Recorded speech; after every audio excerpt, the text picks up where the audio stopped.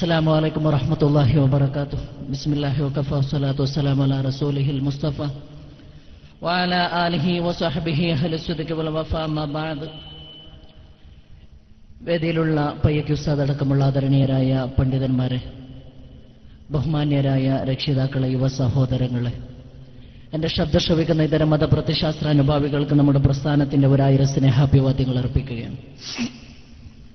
വളരെ മനോഹരമായ ഒരു പ്രഭാഷണം നിങ്ങൾ കേൾക്കുകയും അതിലേറെ താല്പര്യത്തോടുകൂടെ കാലികമായ ഒരു പ്രഭാഷണത്തിന് വേണ്ടി നിങ്ങൾ കാതോർത്തിരിക്കുകയും ചെയ്യുന്ന ഒരു സമയത്ത്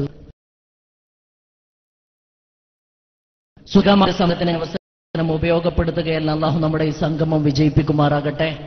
ഇവിടെ ഒരുമിച്ച് കൂടിയതുപോലെ അവന്റെ ജന്നാത്തു നഈമിൽ അള്ളാഹു നമ്മെ ഒരുമിച്ച് കൂട്ടി സന്തോഷം. SSF അല്ലെങ്കിൽ അതുപോലെ മുടി എന്നൊക്കെ പറഞ്ഞിട്ട് ബാക്കിയുണ്ടെങ്കിൽ അവരൊക്കെ തുറന്ന കണ്ണുമായിട്ട് ഈ സദസ്സ് കാണണമെന്ന് ആമുഖമായിട്ട് ഓർമ്മപ്പെടുത്തുകയാണ്. ഈശ്വരമംഗലയിൽ നമ്മളൊരു പരിപാടി വെച്ചു. 1-2 വർഷം കഴിഞ്ഞപ്പോ ഒരു നാട് ഒന്നായിട്ട് ഫത്ഹായി വരുന്ന വളരെ മനോഹരമായ ഒരു കാഴ്ചയാണ്. ഇതിവിടെ മാത്രമല്ല, കേരളത്തിന്റെയും കർണാടകയുടെയും സമസ്തയുടെ ശബ്ദം എത്തിപ്പെട്ട മേഖലകളിലൊക്കെ ഈ ഒരു ഫതഹിന്റെ വലിയ ലക്ഷണങ്ങൾ നമ്മൾ കണ്ടു തുടങ്ങിയിട്ടുണ്ട്. ഈ ഒരു പോരാട്ടത്തിൽ നമ്മൾക്ക് ആവേശം പകരാൻ മുഹമ്മദ് രാമന്തളിയെ പോലുള്ള മറുഭാഗത്ത് ഇന്നലകളിൽ അക്ഷീണയത്നം നടത്തിയ പ്രഗത്ഭ പ്രവർത്തകന്മാരും നമ്മോടൊപ്പമുണ്ട്. സമസ്തയുടെ പ്രിയപ്പെട്ട പ്രവർത്തകന്മാരെ സംബന്ധിച്ചിടത്തോളം ഇപ്പോൾ നമ്മൾ നടത്തിക്കൊണ്ടിരിക്കുന്നത് നിർണായകമായ പോരാട്ടമാണ്. ഇന്നലകളിൽ നമ്മൾ നടത്തിയത് സംഘടനാപരമായ പോരാട്ടമാണെങ്കിൽ ഇന്ന് നമ്മൾ നടത്തുന്നത് ജൂത സാമ്രാജ്യത്വ ശക്തികളുടെ ഏജന്റായിട്ട് കേരളക്കരയിൽ ഹബീബായ നബിയുന റസൂലുള്ളാഹി സ്വല്ലല്ലാഹു അലൈഹി വസല്ലമ തങ്ങളെ സമൂഹമധ്യത്തിൽ തെറ്റായി ചിത്രീകരിക്കാനുള്ള ആസൂത്രിതമായ ഒരു ശ്രമത്തിന് ഏറ്റവും വലിയ പ്രതിരോധമാണ് നമ്മൾ തീർത്തുകൊണ്ടിരിക്കുന്നത്.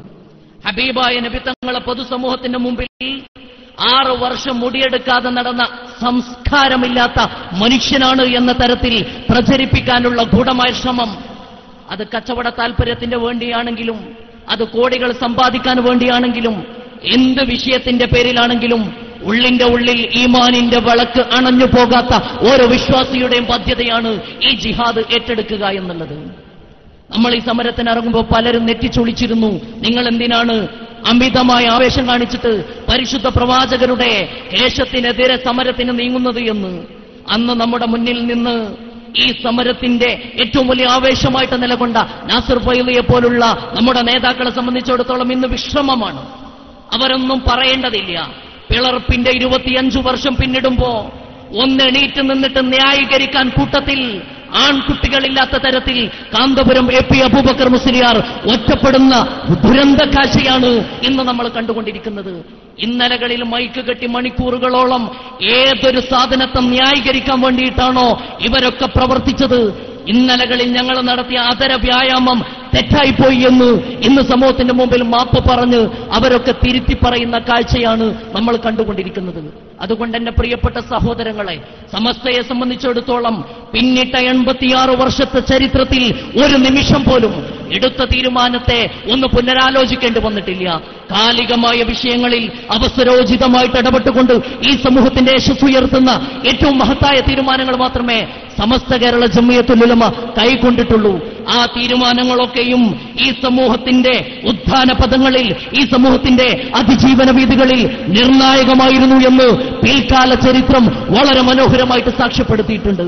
അതുകൊണ്ട് തന്നെ നരേന്ദ്രമോദി എന്ന നരഭോജി ഇന്ദ്രപ്രസ്ഥത്തിലേക്ക് കുറുക്കുവഴി നേടുമ്പോ ആധുനിക കാലഘട്ടത്തിൽ ഗുജറാത്തിന്റെ മണ്ണിൽ 10 വർഷം മുമ്പ് മനുഷ്യമക്കളെ ചുട്ടെടുത്ത, മനുഷ്യമക്കളെ തൃശൂലത്തിൽ കുത്തിയെടുത്തിട്ട് ഗർഭപാത്രത്തിലെ പിഞ്ചു പൈതലിനെ പോലും ആളിക്കത്തുന്ന തീയിലിട്ട് പൊരിച്ചെടുത്ത ഗുജറാത്തിന്റെ നരഹത്യയുടെ, നരവേട്ടയുടെ നായകന് അധികാരത്തിന്റെ ഇന്ദ്രപ്രസ്ഥത്തിലേക്ക്, കസേരയിലേക്ക് കണ്ണുനട്ടി നിൽക്കുമ്പോ അതിനോശാന പാടാൻ രാജ്യത്തിന്റെ മുക്കുമൂലകളിൽ നോട്ട് കെട്ട് വാങ്ങിയ മൗലാനമാർ മുന്നോട്ട് വരുന്ന ദുരന്ത കാഴ്ച നമ്മൾ കണ്ടു.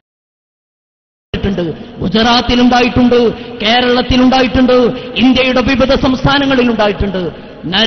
മോദി എന്ന് പറയുന്ന ചിലരുടെ താല്പര്യമാണെങ്കിൽ അയാളെ മാറ്റി നിർത്തേണ്ടത് രാജ്യത്തെ അഖണ്ഡതയിൽ വിശ്വാസമുള്ള, ജനാധിപത്യ മൂല്യങ്ങളിലും മതേതരത്വത്തിനും താല്പര്യമുള്ള ഏതൊരു ഭാരത പൗരന്റെയും ഏറ്റവും വലിയ ധർമ്മമാണ്. കാന്തപുരത്തോട് മോഡിയെപ്പറ്റി നിങ്ങളുടെ നിലപാട് എന്താണെന്ന് ചോദിച്ചപ്പോ അദ്ദേഹം പറഞ്ഞത്, ഞങ്ങൾ അങ്ങനെ ഒരു നിലപാടെടുത്തിട്ടില്ല. റോഡുണ്ടാക്കുമെങ്കിൽ, വികസനം കൊണ്ടുവരുമെങ്കിൽ ഏതൊരാളെയും പിന്തുണക്കണമെന്നാണ് ഞങ്ങളുടെ നിലപാട്. 10 വർഷമായി ഗുജറാത്ത് കലാപത്തിന്റെ വേദന ഈ സമൂഹത്തിൽ മാറിയിട്ടില്ലാത്തതുകൊണ്ട് പത്രക്കാർ ചോദിച്ചു, ഗുജറാത്ത് കലാപം കഴിഞ്ഞ് 10 വർഷം കഴിഞ്ഞിട്ട് ഇപ്പോഴും നിങ്ങളൊരു തീരുമാനമെടുത്തിട്ടില്ലേ? അദ്ദേഹം പറഞ്ഞ മറുപടി, ഞങ്ങളോട് ഇന്നുവരെ ആരും ചോദിച്ചിട്ടില്ല, ഞങ്ങൾ അതുകൊണ്ട് ആ തീരുമാനം എടുത്തിട്ടില്ല, ഞങ്ങൾ ആ വിഷയം പഠിച്ചിട്ടില്ല. പഠിക്കാനുള്ള സമയം ഇപ്പോഴും ബാക്കി നിൽക്കുകയാണ്. ഈ സമൂഹത്തെ ഒന്നായിട്ട് ഒത്തുകൊടുക്കാനാണ് മീർ ജാഫർ ആവാനാണ്, മീർ കാസിം ആവാനാണ് നിങ്ങളുടെ ശ്രമമെങ്കിൽ ചരിത്രത്തിലെ ഒറ്റുകാർക്ക് ഈ സമൂഹം ചരിത്രം കാത്തുസൂക്ഷിച്ച വലിയ പാഠമുണ്ട്. ആ പാഠമാണ് ഇന്നലകളിൽ നമ്മുടെ മഹത്തുക്കളൊക്കെ പ്രവചിച്ച ആ ദുരന്തമാണ് നിങ്ങളെ കാത്തിരിക്കുന്നത് എന്ന് സാന്ദർഭികമായിട്ട് സൂചിപ്പിക്കുകയാണ്. കോടി കിട്ടുമെങ്കിൽ, നോട്ട് കെട്ട് കിട്ടുമെങ്കിൽ ഏത് നരാധമനും കൊടി പിടിച്ചുകൊണ്ടുള്ള ശ്രമമുണ്ടല്ലോ, ആ ശ്രമത്തിനെതിരെയുള്ള പോരാട്ടമാണ് ഇവിടെ KSSF നിർവഹിക്കുന്നത്, ഇവിടെ സമസ്ത കേരള ജമിയത്തുൽ ഉലമ നിർവഹിക്കുന്നത്. അതിനുള്ള പിന്തുണയുമായിട്ടാണ് വിഘടിത കൂടാരത്തിൽ നിന്ന് ആളുകൾ മയ്യത്തിന്റെ തലയിൽ നിന്ന് പേനിറങ്ങി വരുന്നത് പോലെ കൂടൊഴിഞ്ഞ് നമ്മുടെ കൂടെ കടന്നു വന്നിരുന്നത്. ഞാൻ അവസാനിപ്പിക്കട്ടെ. ഈ 23-ന് മലപ്പുറത്ത് വെച്ചൊരു സമ്മേളനം നടക്കുകയാണ്. സഖാഫി സമ്മേളനം എന്ന പേരിൽ ഫൈലിമാരുടെ സമ്മേളനമല്ല, ദാരിമിമാരുടെ സമ്മേളനമല്ല, ഉദവിമാരുടെ സമ്മേളനമല്ല, സഖാഫിമാരുടെ സമ്മേളനം. എന്താണ് സഖാഫിമാർ ഈ സമൂഹത്തോട് പറയുന്നത്?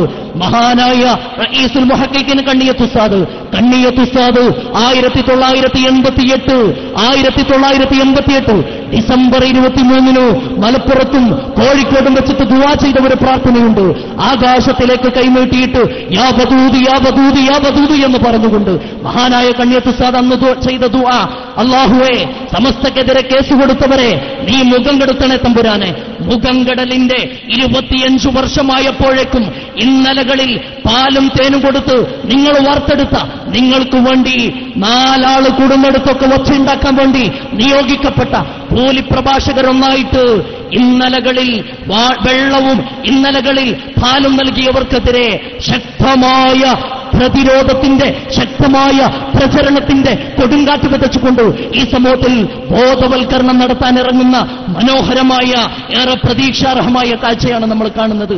അതുകൊണ്ട് തന്നെ എന്റെ പ്രിയപ്പെട്ട സഹോദരങ്ങളെ, സത്യം മനസ്സിലാക്കിക്കൊണ്ട് സുന്നത്ത് ജമാഅത്തിന്റെ കാവൽഭടന്മാരായിക്കൊണ്ട് ഹക്കിന്റെ കൂടെ നിന്നുകൊണ്ട് ആക്കിബത്ത് നന്നായി ശംസുൽ-ഉലമയും കണ്ണിയത്ത് ഉസ്താദും CM ഉസ്താദും താളമ്പാടി ഉസ്താദും മാനു മുസ്ലിയാരുമൊക്കെ നിലകൊണ്ട പ്രസ്ഥാനം സത്യമാണ് എന്ന് അവരുടെ ആക്കിബത്തിലൂടെ ഈ സമൂഹത്തെ പഠിപ്പിച്ചിട്ടുണ്ടെങ്കിൽ ആക്കിബത്ത് നന്നായി ഈമാൻ സലാമത്തായിട്ട് മരിക്കാൻ, മുത്തഖിയായിട്ട് മുഅ്മിനായിട്ട് മരിക്കാൻ, ഈ പ്രസ്ഥാനത്തിന്റെ ശീതള ഛായയിലേക്ക്, ഈ പ്രസ്ഥാനത്തിന്റെ നന്മയിലേക്ക് മുഹമ്മദ് അലി രാമന്തള്ളിയെ പോലുള്ള നല്ല പ്രവർത്തകന്മാർ കടന്നുവന്ന ഈ സൗന്ദര്യത്തിലേക്ക് നിങ്ങളെല്ലാവരെയും സ്വാഗതം ചെയ്തുകൊണ്ട് ഈ പരിപാടിക്ക് എല്ലാവിധ ആശംസകളും നേർന്നുകൊണ്ട് ഞാൻ എന്റെ വാക്കുകൾ അവസാനിപ്പിക്കുന്നു. വആഖിറു ദഅവാന അനിൽ ഹംദുലില്ലാഹി റബ്ബിൽ ആലമീൻ. അസ്സലാമു അലൈക്കും വറഹ്മത്തുള്ളാഹി